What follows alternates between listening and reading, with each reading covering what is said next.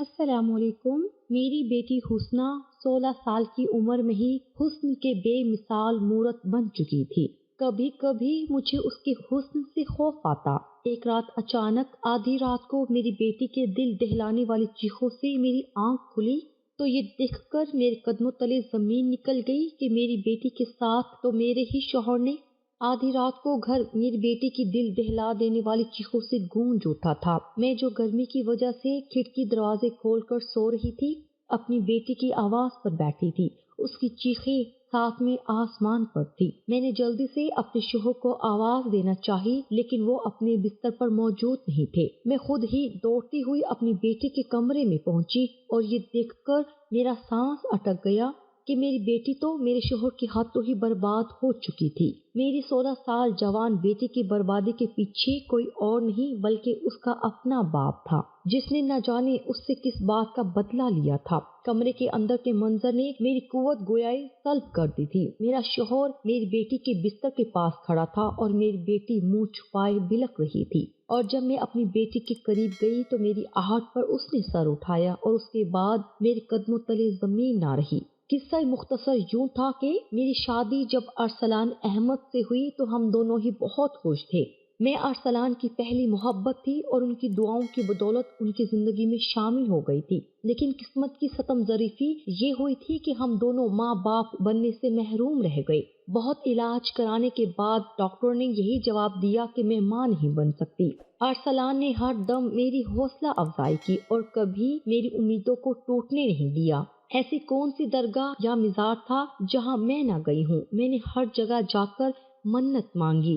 ہم دونوں ایک چھوٹے سے علاقے میں رہا کرتے تھے، لیکن ارسلان نے مجھے ہر طرح کی سہولیات مہیا کر رکھی تھی۔ میری زندگی میں کسی بھی چیز کی کوئی کمی نہیں تھی سوائے اولاد کے، اور وہی میری زندگی کا روگ بن چکا تھا۔ میں ساری رات کروٹیں بدلتی رہتی، کبھی رونے لگتی تو کبھی اٹھ کر بیٹھ جاتی۔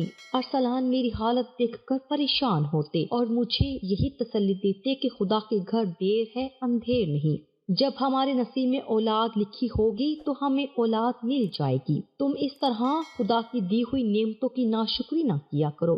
ارسلان کی دی ہوئی ہمت سے میں پھر خود کو مضبوط کر کے اگلے دن کھڑی ہو جاتی اور 2-4 دن گزرنے کے بعد پھر میری وہی حالت ہوتی۔ اب تو مجھے ذہنی اذیت کے باعث دورے بھی پڑنے لگے تھے۔ میں اکثر ہی بیٹھے بیٹھے رونے لگتی۔ سب لوگ میری حالت کی وجہ سے بہت پریشان ہو چکے تھے۔ پھر اللہ کا کرنا ایسا ہوا کہ ارسلان کے دفتر میں عمرے کے لیے قرعہ اندازی ہوئی، جس میں ارسلان کا نام نکل آیا اور کمپنی والوں نے مجھے اور ارسلان کو عمرے کے لیے سعودیہ عرب بھیج دیا۔ اللہ کے گھر جا کر میں نے رو رو کر گڑ گڑا کر دعائیں مانگی اور اللہ نے میری سن لی، اور واپس آنے کے 2 ہی مہینے بعد مجھے یہ خوشخبری ملی کہ میں ماں بننے والی ہوں۔ میری خوشی دیکھنے لائق تھی۔ میں نے اور ارسلان نے اولاد کے حصول کے لیے جتنی منتیں مانگی تھی، ہم نے ایک ایک کر کے ساری منتیں پوری کرنی شروع کر دی تھی۔ ہر کوئی میری خوشی دیکھ کر بہت خوش تھا۔ ہماری شادی کے 10 سال بعد میں اولاد کی نعمت حاصل کرنے جا رہی تھی۔ یہ 9 مہینے میں نے پھونک پھونک کر قدم رکھا تھا۔ ارسلان ہر وقت مجھے بستر کی زینت بنائے رکھتے تھے اور سارے گھر کے کام کاج تک خود کر لیا کرتے۔ مجھے بیٹھی جگہ پانی تک مل جایا کرتا تھا۔ میں اس قدر ناز نخرے اٹھا کر تو 7ویں آسمان پر پہنچ گئی تھی۔ ارسلان میری ہر خواہش منہ سے نکلنے سے پہلے ہی پوری کر رہے تھے۔ ہماری آنے والی اولاد کے لیے بھی ارسلان خود ہی جا کر بہت ساری خریداری کر لائے تھے۔ میں نے ان 9 مہینوں میں غیر ضروری گھر سے باہر قدم بھی نہ نکالا تھا۔ میں صرف ارسلان کے ساتھ ڈاکٹر کو چیک اپ کروانے جاتی اور سیدھے گھر واپس آ جاتی۔ اس کے علاوہ میں نے ان 9 مہینوں میں باہر کی دنیا نہیں دیکھی تھی۔ ہم دونوں میاں بیوی حد سے زیادہ احتیاط برت رہے تھے کیونکہ 10 سال ہم نے اس خوشی کے لیے ترس کر گزارے تھے، اور پھر وہ دن آ گیا جب اللہ نے ہماری جھولی میں ایک حسین سی گڑیا ڈال دی اور ارسلان نے اسے دیکھتے ہی اس کا نام حسنہ رکھ دیا۔ حسنہ ہماری زندگی میں کیا آئی، ہم دونوں کی تو زندگی ہی بدل گئی۔ ہمارے دن رات صبح شام سب ہماری بیٹی کے نام ہو گئے۔ اس ننھی سی گڑیا کے لیے ہم دونوں خود ہی بچے بن گئے اور ہمارا گھر حسنہ کی کلکاریوں سے گونجنے لگا۔ حسنہ تو واقعی حسن کی مورت تھی، گوری چٹی گول مٹول اور نہ جانے اس کی نیلی آنکھیں کس پر گئی تھی۔ ہم دونوں میاں بیوی بھی اسے دیکھتے تو حیران رہ جاتے کہ ہم دونوں کی آنکھیں تو بھورے تھی لیکن حسنہ کی آنکھیں سمندر جیسی نیلی اور شفاف تھی۔ ہم دونوں کی خوب توجہ پانے کے بعد تو وہ دن بہ دن اور نکھرتی جا رہی تھی۔ دن تیزی سے گزر رہے تھے اور مہینے سالوں میں تبدیل ہونے لگے تھے۔ حسنہ نے آہستہ آہستہ جوانی کی دہلیز پر قدم رکھا تو اس کا قیامت خیز سراپا سب کی آنکھوں کو خیرہ کرنے لگا۔ وہ صرف 13 سال کی تھی کہ جب ہی سے اس کے لیے رشتے آنے شروع ہو گئے۔ اس کا قد کاٹ بہت اچھا تھا اور اس کی خوبصورتی کے چرچے تو 400 ہونے لگے تھے۔ میں خود اکثر اس کا حسن دیکھ کر خوف میں مبتلا ہو جاتی کیونکہ زمانہ بہت خراب ہو چکا تھا اور مجھے اپنی اکلوتی بیٹی کی فکر ستانے لگتی۔ آج کل ٹی وی پر ایسی خبریں دیکھنے کو ملتی تھی کہ میں دم بخود رہ جاتی۔ آج کل تو چھوٹی چھوٹی معصوم بچیاں بھی درندوں سے محفوظ نہیں تھی۔ پھر میری حسنہ تو 13 سال کی ہو چکی تھی اور وہ 13 سال کی عمر میں کوئی 16-17 سال کی لڑکی معلوم ہوتی تھی۔ ایک دن حسنہ اسکول سے واپس آئی تو بلک بلک کر رونے لگی۔ میرے بہت پوچھنے پر بھی اس نے مجھے کچھ نہ بتایا، لیکن شام کو جب ارسلان گھر آئے تو ان کے گلے لگ کر رونے لگی اور اس نے ارسلان کو بتایا کہ راستے میں کچھ لڑکے اسے پریشان کر رہے ہیں، اسے دیکھ کر بےہودہ فکریں کستے ہیں اور طرح طرح کی باتیں کرتے ہیں۔ حسنہ ایک 13 سال کی بچی تھی اور ان سب باتوں کی وجہ سے اس کے ذہن پر بہت برا اثر پڑ رہا تھا۔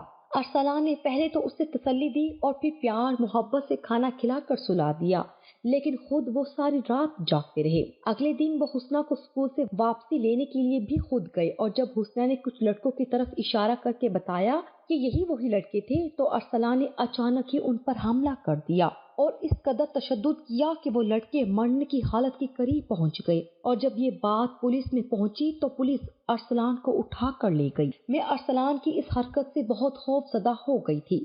بہت مشکل سے ہم نے ان کی ضمانت کروائی تھی اور معاملے کو ختم کروایا تھا، لیکن حسنہ کو لے کر ان کا رویہ بہت غیر معمولی ہو گیا تھا۔ معمولی باتوں پر وہ دوسروں کو مارنے پیٹنے لگ جاتے۔ کوئی حسنہ کی طرف نظر اٹھا کر بھی دیکھتا تو ان کا بس نہیں چلتا کہ وہ اس کو آگ لگا دیں۔ حسنہ کا تو اسکول آنا جانا بھی بہت مشکل ہو چکا تھا۔ ارسلان اسے لینے کے لیے بھی خود جاتے اور چھوڑنے کے لیے بھی۔ انہوں نے دفتر سے نہ جانے کس طرح وقت نکال لیا تھا جو دوپہر کے وقت بھی دفتر سے نکل آتے تھے۔ اب تو حسنہ بھی اس پہرے داری سے پریشان ہونے لگی تھی۔ اکثر وہ مجھے کہتی کہ امی، میری دوستیں میرا مذاق اڑایا کرتی ہیں کہ تم اتنی بڑی ہو گئی ہو اور تمہارا گھر بھی اسکول کے اتنے نزدیک ہے، پھر بھی تمہارے ابو تمہیں لینے اور چھوڑنے آتے ہیں۔ میں نے بہت دفعہ ارسلان کو سمجھایا کہ آپ اتنی فکر نہ کیا کریں، حسنہ کو لانے لے جانے کی ذمہ داری میں اٹھا لوں گی، لیکن ارسلان کو تو حسنہ کے معاملے پر جیسے مجھ پر بھی کوئی بھروسہ نہ تھا۔ ایک دن جب ارسلان دفتر سے گھر آئے تو حسنہ میری بہن کے بیٹے افق کے ساتھ بیٹھی باتیں کر رہی تھی۔ یہ دیکھ کر اچانک ہی ارسلان غصے میں آ گئے اور میرے بھانجے افق سے کہنے لگے کہ اب بھی اور اسی وقت اپنے گھر چلے جاؤ۔ وہ بیچارہ شرمندگی سے اٹھا اپنے گھر چلا گیا اور میں پریشان نظروں سے ارسلان کو دیکھنے لگی۔ حسنہ بھی اپنے باپ کے رویے سے خوف زدہ ہو گئی تھی۔ ارسلان مجھ پر چیخنے لگے کہ بیٹی جوان ہو رہی ہے اور تم گھر میں اپنے بھانجوں کو بلا لیتی ہو، تمہیں شرم آنی چاہیے۔ میں حیران تھی کہ ارسلان کو آخر کیا ہو گیا ہے۔ افق کوئی غیر تو نہیں تھا اور وہ حسنہ کے ساتھ میرے سامنے ہی بیٹھ کر باتیں کر رہا تھا۔ وہ دونوں ایک ہی جماعت کے طالب علم تھے اور آنے والے امتحانوں کے بارے میں ایک دوسرے سے بات کر رہے تھے، لیکن رات گئے تک ارسلان نے سارا گھر سر پر اٹھائے رکھا۔ آخر کار میں نے ارسلان کو یقین دلایا کہ اب میں گھر میں کسی کو نہیں بلاؤں گی۔ یہ سن کر وہ کچھ مطمئن سے ہو گئی۔ حسنہ تو ان کے رویے سے بہت خائف ہو گئی تھی۔ وہ اب 15 سال کی ہو رہی تھی اور اسے اچھے برے کی سمجھ آنے لگی تھی۔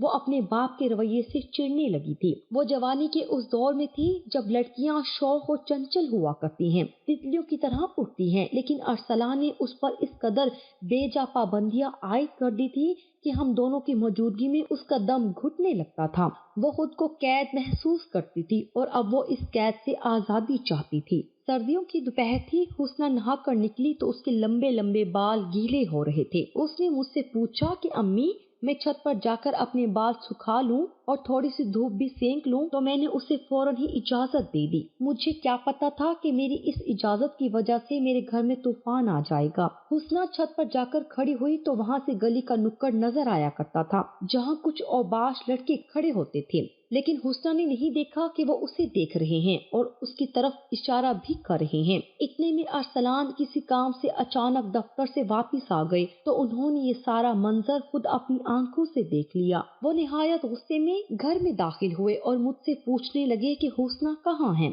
मैंने कहा कि वो छत पर धूप सेंकने गई है, तो अरसलान ने मेरे चेहरे पर एक जोरदार तमाचा रसीद कर दिया और कहने लगे कि तुम इस कदर बेखबरी औरत हो कि तुम्हें यही नहीं मालूम कि जवान बेटी छत पर क्या कर रही है। ये सुनकर मेरी जान निकल गई कि अरसलान क्या कह रहे हैं। उनकी आवाजें सुनकर हुस्ना भी नीचे चली आई तो उन्होंने हुस्ना के चेहरे पर भी एक थप्पड़ रसीद कर दिया। वो बेटी जो आज तक उनसे नखरे उठवाया करती थी, जिससे वो बहुत मोहब्बत से पेश आते थे, आज उन्होंने जब उसी बेटी के चेहरे पर थप्पड़ मारा तो वो बुरी तरह बागी हो गई और उसने खुद को कमरे में बंद कर लिया। मैंने अरसलान को समझाने की कोशिश की, लेकिन वो तो कुछ भी सुनने को तैयार ही ना थे। दिन बहुत सुस्त रफ्तारी से गुजर रहे थे। घर का माहौल बहुत खराब हो चुका था। अरसलान हर वक्त खोए खोए से फिक्र में डूबे रहते थे। हुस्ना हर वक्त अपने कमरे में बंद रहती और मुझे तो समझ में ना आता था कि मैं क्या करूं। जिस औलाद को पालने के लिए हम दोनों मियाँ बीवी ने ढेरों मन्नत मांगी थी, आज जब वो हमारे आंगन की रौनक बनी हुई थी तो हमने उससे जिंदगी के सारे रंग ही छीन लिए थे। अरसलान के रवैये की वजह से मैंने उसका स्कूल आना जाना भी बंद करवा दिया था। ना जाने वो कब तैश में आकर किसको कत्ल कर डालते। मुझे तो अब उनकी ज़हनी हालत भी ठीक नहीं लगती थी। जितना वक्त वो घर पर होते तो कभी मोबाइल पर खबरें सुनते तो कभी टीवी पर खबरें चला लेते। हर खबरनामे में एक दिल दहला देने वाली खबर होती और उसके बाद उनका रवैया पहले से ज्यादा खराब हो जाता। हुस्ना घर में रह रहकर मजीद गुलाबी होती जा रही थी। उसका हुस्न निखरता जा रहा था। वो किसी गुलाब की कली की मानी खिल रही थी। उसकी मासूम सी आंखें किसी को भी अपने शहर में जकड़ सकती थी। ईद के दिन करीब आ रहे थे और हमें हुस्ना के लिए ईद के कपड़े खरीदने थे। अरसलान ने मुझे कहा कि बाजार चलो, हुस्ना के लिए कपड़े लेंगे। मैंने फौरन ही हुस्ना को आवाज देकर कहा कि बेटी तैयार हो जाओ, अब्बू ईद की खरीदारी के लिए लेकर जा रहे हैं। ये सुनकर हुस्ना की खुशी देखने के लायक हो गई। वो दौड़ी दौड़ी चली आई, लेकिन अरसलान ने साफ लफ्जों में ये कहकर इनकार कर दिया कि उसको बाजार ले जाने की कोई जरूरत नहीं। वहाँ तरह तरह के लोग आते हैं, इसीलिए हम खुद ही हुस्ना के कपड़े खरीद कर ले आएंगे। ये सुनकर हुस्ना का चेहरा उतर गया और वो बिना कुछ कहे ही अपने कमरे में वापस चली गई। मुझसे हुस्ना का उतरा चेहरा देखा ना गया, लेकिन उस वक्त मैं अरसलान से कुछ भी कहकर घर का माहौल मजीद खराब नहीं करना चाहती थी। हम दोनों मियाँ बीवी घर से बाहर ताला डालकर खरीदारी के लिए चले गए और हुस्ना घर में अकेली ही रह गई। मुझे सारा वक्त हुस्ना का ही ख्याल आता रहा और अरसलान भी यही कहते रहे कि जल्दी जल्दी सब खरीद लो, हुस्ना घर पर अकेली है। जब हम दोनों मियाँ बीवी वापस आए तो हमने देखा कि हुस्ना अपने कमरे की खिड़की पर खड़ी किसी लड़के से बातों में मसरूफ थी। हुस्ना के कमरे की खिड़की गली में खुलती थी। हम दोनों को देखकर वो लड़का ऐसा फरार हुआ कि अरसलान उसे आवाज़ें देते ही रह गई, लेकिन वो हाथ न आया। हम दोनों मियाँ बीवी ताला खोलकर अंदर आए तो अरसलान का गुस्सा एक दफा फिर सातवें आसमान पर पहुंच चुका था। मेरी तो अपनी जान निकल रही थी, क्योंकि मैं जानती थी कि अब अरसलान हुस्ना को इतनी आसानी से नहीं बख्शेंगे। उन्होंने अंदर जाते ही हुस्ना को बालों से पकड़कर पूछा कि बताओ ये कौन था जिससे तुम बातें कर रही थी। हुस्ना अपने बाप की सख्ती से इस कदर बागी हो चुकी थी कि वो चीख चीख कर कहने लगी कि वो लड़का नदीम था जो पिछली गली में रहता है। मैं उससे मोहब्बत करती हूँ और उससे शादी करना चाहती हूँ। आपने तो मुझे पैदा करके मेरे ऊपर जुल्म किया है। मैं अब इस कैद खाने में और नहीं रह सकती। नदीम जल्द ही मुझसे शादी कर लेगा और मुझे यहाँ से लेकर चला जाएगा। अरसलान कहने लगे कि जो लड़का तुम्हारे बाप को देखकर ऐसा सर पर दौड़ा कि फिर उसने पलट कर नहीं देखा, वो भला तुम्हारा रिश्ता क्यों लेकर आएगा। आजकल हर कोई सिर्फ दिल लगी करता है और कुछ नहीं। ये सुनकर हुस्ना कहने लगी कि आप क्या चाहते हैं, मैं घुट घुट कर इन्हीं दीवारों में दम तोड़ दूं? आप मुझसे किस बात का बदला ले रहे हैं? हुस्ना के मुंह से निकले अल्फाजों ने अरसलान के चेहरे के रंग बदल दिए थे। वो फौरन घर से बाहर निकले। मैं भी उनके पीछे पीछे निकल गई। نہ جانے اب وہ کہاں جا رہے تھے۔ تھوڑی دیر بعد وہ پچھلی گلی میں پہنچ کر اس لڑکی کے گھر کو ڈھونڈنے لگے اور کچھ لوگوں سے پتہ کرنے پر ندیم کا گھر مل بھی گیا اور وہاں جا کر انہوں نے خوب ہنگامہ ڈالا اور کہا کہ اگر ندیم حسنہ سے محبت کرتا ہے تو رشتہ لے کر آئے۔ یہ سن کر ندیم کے گھر والوں نے ہمیں ہی برا بھلا کہا اور حسنہ کے کردار کو داغدار کرنے میں کوئی کسر نہ چھوڑی۔ حسنہ پر طرح طرح کے الزامات لگائے کہ وہ سارا دن کھڑکی میں کھڑی رہ کر خود ہی لڑکوں کو گمراہ کرتی ہے اور اب جب کوئی اس کے قابو نہیں آیا تو وہ ندیم کے پیچھے پڑ گئی ہے۔ یہ سنتے ہی ارسلان پھر مار پیٹ پر اتر آئے اور ایک دفعہ پھر ندیم کے گھر والوں نے ہمیں دھکے دے کر اور برا بھلا کہہ کر اپنے گھر سے نکال دیا۔ میں نے بہت مشکل سے ارسلان کو سمجھایا کہ خاموشی سے واپس گھر چلے کیونکہ اس طرح تو بدنامی ہماری حسنہ کی ہی ہوگی، اور ارسلان بھوجل قدموں سے میرے سہارے گھر واپس آ گئے۔ کمرے میں بیٹھ کر وہ کافی دیر تک بے آواز روتے رہے۔ وہ دن ہمارے گھر کے در و دیوار پر بہت بھاری تھا۔ حسنہ کے رویے نے ارسلان کو توڑ کر رکھ دیا تھا اور ارسلان کے رویے نے حسنہ کو باغی بنا دیا تھا۔ شام ڈھلے ارسلان خوشی سے گھر سے نکل گئے تھے۔ مجھے پتہ بھی نہیں چلا تھا کہ وہ کب گئے تھے۔ میں حسنہ کو کھانا کھلانے کی ناکام کوشش کر رہی تھی لیکن حسنہ بھی ضد پکڑ کر بیٹھی تھی کہ اب اسے کچھ نہیں کھانا۔ میں نے اسے لاکھ سمجھانے کی کوشش کی کہ ارسلان اس سے بہت محبت کرتے ہیں لیکن حسنہ کو تو جیسے اپنے باپ سے نفرت ہی ہو گئی تھی۔ ارسلان دیر رات گئے گھر واپس آئے تھے۔ انہوں نے کھانا بھی نہیں کھایا تھا اور خاموشی سے سونے کے لیے لیٹ گئے تھے۔ میں بھی دن بھر کی تھکی ہوئی تھی۔ ارسلان کے ساتھ بازار میں بھی کافی وقت لگ گیا تھا، اس لیے بستر پر لیٹ کر کچھ ہی دیر میں مجھے نیند لگ گئی تھی۔ میں ویسے بھی بلڈ پریشر کی دوا استعمال کرتی تھی، اسی لیے بھی مجھے جلدی نیند آ جاتی تھی، لیکن میں نہیں جانتی تھی کہ یہ رات ہمارے گھر پر کسی قیامت سے کم نہ ہوگی۔ رات کے 3 بجے کے قریب جب میری آنکھ حسنہ کی درد بھری چیخوں پر کھلی تو میں ہڑبڑا کر اٹھ بیٹھی۔ میں نے فوراً ہی ارسلان کو جگانے کے لیے ان کی طرف دیکھا تو وہ بستر پر موجود نہیں تھے۔ میں بھاگتی ہوئی حسنہ کے کمرے میں پہنچی تو ارسلان اس کے بستر کے پاس ہی کھڑے تھے اور حسنہ چیخیں مار مار کر رو رہی تھی۔ پہلے تو مجھے کچھ بھی سمجھ نہ آیا کیونکہ میں کافی گہری نیند سے جاگی تھی، لیکن پھر مجھے لگا کہ شاید ارسلان نے اسے پھر کچھ کہا ہے۔ جیسے ہی میں نے آگے بڑھ کر اس کا چہرہ اوپر کیا تو میری روح کانپ اٹھی۔ حسنہ کا پورا چہرہ جھلس چکا تھا اور اس کی ایک آنکھ بھی باہر کی طرف نکل گئی تھی۔ اس کا چہرہ دیکھنے لائق بھی نہیں رہا تھا۔ میں نے کپ کپاتے ہوئے پلٹ کر ارسلان کی طرف دیکھا جو پرسکون چہرہ لیے کھڑے تھے جیسے کچھ ہوا ہی نہ ہو۔ حسنہ کی حالت بہت خراب ہو رہی تھی۔ میں نے آگے بڑھ کر ارسلان کو گریبان سے پکڑ لیا اور روتے ہوئے پوچھنے لگی کہ آپ نے ہماری اکلوتی بیٹی کے ساتھ یہ کیا کر دیا ہے؟ آپ نے تو اس کا سارا چہرہ ہی مس کر دیا ہے۔ ارسلان خاموش رہے۔ میں نے فوراً ہی ایمبولینس کو کال کی۔ حسنہ کی چیخوں کی آواز پر پڑوسی بھی چلے آئے تھے۔ میں حسنہ کو لے کر ہسپتال دوڑی۔ ڈاکٹر نے بتایا کہ اس کا چہرہ بری طرح جھلس چکا ہے اور اب یہ پہلے کی طرح نہیں ہو سکتا، لیکن بہت محنت اور کوشش کے بعد کچھ بہتر ضرور ہو سکتا ہے۔ یہ سن کر تو میرے ہوش اڑ گئے تھے کہ میری وہ بیٹی جو ابھی صرف 16 سال کی ہوئی تھی اور جس کا حسن سارے زمانے میں مشہور تھا، وہ اب دیکھنے کے لائق بھی نہ رہی تھی۔ ارسلان نے خود اپنے ہاتھوں ہی اپنی بیٹی کے حسن کو تباہ و برباد کر دیا تھا اور اس کی آنے والی زندگی کو مشکل ترین بنا دیا تھا۔ پولیس والوں تک یہ اطلاع پہنچ چکی تھی اور پولیس نے ارسلان کو تیزاب پھینکنے کے جرم میں جیل میں ڈال دیا تھا۔ میں نے بھی ارسلان کو جیل جانے سے نہیں بچایا تھا۔ پڑوسیوں نے بھی اس کے خلاف گواہی دی تھی۔ جیل جانے سے پہلے ارسلان نے بس مجھ سے اتنا کہا تھا کہ اب ہماری بیٹی کی طرف کوئی بری نظر سے نہیں دیکھے گا۔ اب مجھے دفتر جاتے ہوئے یہ خوف نہیں ہوگا کہ کوئی درندہ حسنہ کے ساتھ درندگی نہ کر بیٹھے۔ اب رات کو سوتے وقت مجھے یہ خوف بھی نہیں ہوگا کہ کہیں کوئی آوارہ لڑکا میری بیٹی سے ملاقات کے لیے تو نہیں چلا آیا۔ اب حسنہ محفوظ ہو چکی ہے۔ ارسلان کی باتیں سن کر مجھے اس کی دماغی حالت پر شبہ ہونے لگا تھا۔ ارسلان کہنے لگا کہ پچھلے کئی مہینوں سے وہ اسی طرح کی خبریں سنتا آ رہا تھا کہ جوان لڑکیاں ماں باپ کو بدنام کر کے اور سرے عام رسوا کر کے غیر لڑکوں کے ساتھ بھاگ رہی ہیں۔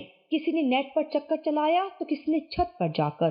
میں ہرگز بھی یہ برداشت نہیں کر سکتا تھا کہ میری بیٹی کسی ایسی لڑکی کے جھانسے میں آ کر ہمیں چھوڑ کر چلی جائے جو اسے کچھ وقت استعمال کرنے کے بعد کسی کوڑے کی طرح پھینک دے۔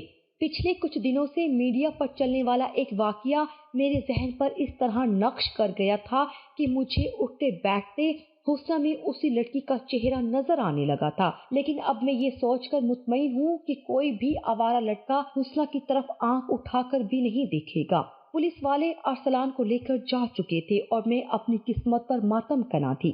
جس اولاد کو پانے کے لیے ہم دونوں میاں بیوی نے ایک ساتھ ہزاروں دفعہ دعائیں مانگی تھی، آج اسی اولاد کی وجہ سے ہم دونوں میں جدائی آ گئی تھی۔ پورے 2 مہینے بعد حسنہ کو ہسپتال سے چھٹی ملی تھی۔ اس کا چہرہ کچھ بہتر ہو گیا تھا، لیکن ابھی بھی دیکھنے کے لائق نہیں ہوا تھا۔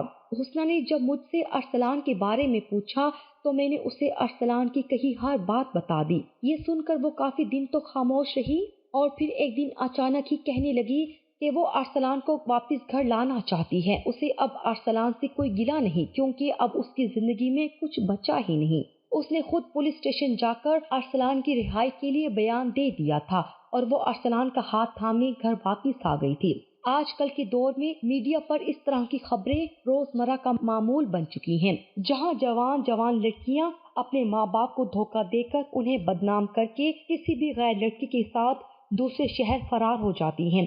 ایسے میں وہ ماں باپ جو اپنی اولاد سے حد سے زیادہ محبت کرتے ہیں، نہ چاہتے ہوئے بھی پریشان ہو جاتے ہیں، اور ان میں سے کچھ باپ ارسلان جیسے ہوتے ہیں جو اپنی محبت میں اتنا آگے چلے جاتے ہیں کہ پھر صحیح اور غلط کے فرق کو بھول کر خود ہی اپنی اولاد کی زندگی کو اذیت ناک بنا دیتے ہیں۔ اس سب کا قصوروار کون ہے؟ میڈیا، یا پھر وہ والدین جو اولاد کی تربیت اچھے سے نہیں کر پائے، یا پھر موبائل فونز جو ہماری اولادوں کے ہاتھ میں ہیں اور جس سے وہ اپنے کمرے میں بیٹھے ہی ساری دنیا کو بآسانی دیکھ رہے ہیں۔ آنے والے وقت میں اپنی اولادوں کا پہلے سے زیادہ خیال رکھیے تاکہ پھر کسی ارسلان کو کسی حسنہ کا چہرہ برباد نہ کرنا پڑے۔